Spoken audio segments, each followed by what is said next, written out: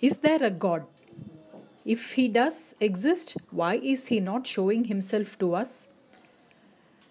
I'm sure many of us would have come across people questioning the very existence of God. But for many of us, it is simple. God exists, and this faith in God, whom we haven't seen, is sufficient to carry us through life. Now I'm going to relate a true and miraculous incident that was shared by an Ascharya subscriber who firmly believes that her family was saved from certain death by Tirupati Balaji himself. We are very grateful to her for sharing this personal story with all our viewers. Listen to this incredible story in her own words. This incident happened in the year 1986. One fine early morning, my dad, mom, me, my mama, his wife, and their 1-year-old kid all set out to Tirupati for Perumal Darshan and Mottai or head tonsuring of Mama's kid. We went in our ambassador car with our trusted driver. While going, my dad was chanting Vishnu Sahasranamam along with the audio played in the car. I was also reciting my morning prayers, including Aditya Hridayam, in my mind. Those days, I used to recite Aditya Hridayam several times in a day, like 3 to 5 times. One other car with a North Indian family followed us on the way. They were also going to Tirupati apparently, as we all stopped at the same restaurant for breakfast. By God's grace, we reached Tirupati safely. The baby's head was first tonsured, and we then had a good darshan of Lord Balaji. As usual, darshan took time, with us having to sit in the gallery for some time. Later, we started off with our return journey from Tirupati by around 7 p.m. in the evening.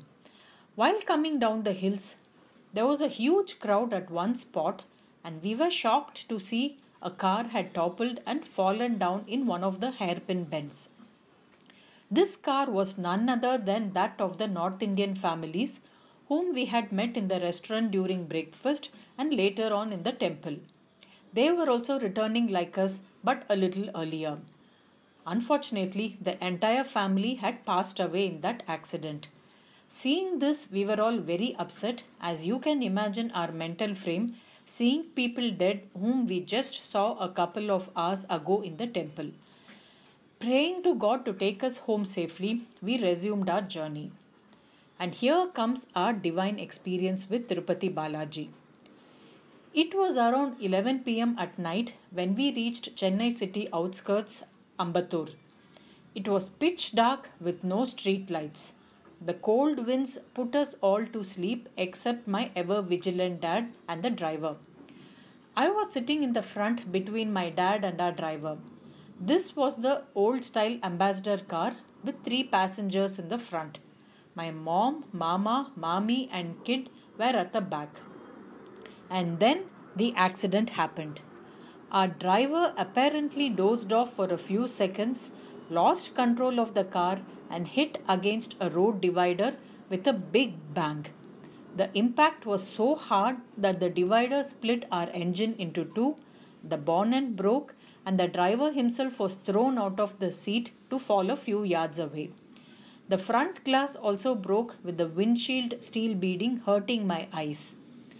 As my dad was the only person awake before the accident, in that split second before the bang, he realized that the driver had lost control and was going to hit somewhere.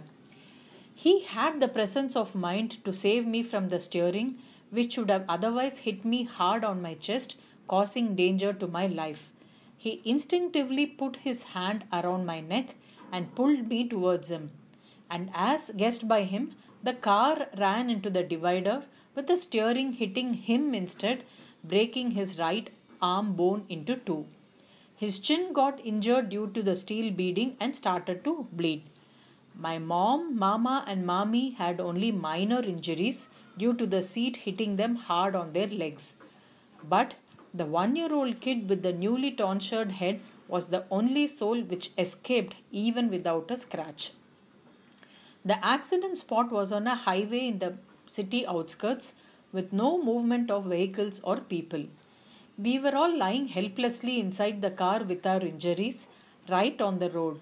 As the doors of the car had got jammed, we were unable to open to get them out. And then suddenly there came a police patrol van. The driver of the van got down, introduced himself as Varadarajan, driver of the night patrol van, and rescued us from the car by pulling me and my dad through the window and put us onto the van. He helped the others, including my driver, to get onto the van. He then drove us straight to Keelpok Medical Hospital, the nearest government hospital.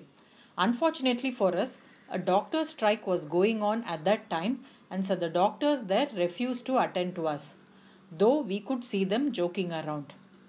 Varadarajan walked up to one of the doctors, explaining our situation and requested his help. After much fuss, that doctor finally stitched up my dad's chin without anesthesia. Varadarajan was beside my dad holding his hand. Dad was crying in pain. Then they put a sling for his arm too. My eyes too were cleaned and lips stitched up painfully. We were then made to sit in the chairs available over there, and Varadarajan again sat next to my dad, consoling him. As my brother had not accompanied us on that Tirupati trip, Varadarajan got our landline number from my father, called up my brother and asked him to come and pick us up. My brother, along with two of his friends, came rushing to Keelpok, met us and slowly boarded us onto his car. My dad then wanted to thank the police patrol van driver and give him some money in gratitude for his timely help. But while my dad had been busy talking to my brother and updating him, Varadarajan, who was all along sitting next to my dad, suddenly disappeared and was not to be seen anywhere. My dad asked my brother to search for him, as he could not have gone far since he was sitting next to him all along. But my brother could not find any police van nor driver in the hospital parking lot. My dad assumed that on seeing my brother, he would have left the place, thinking his job was done.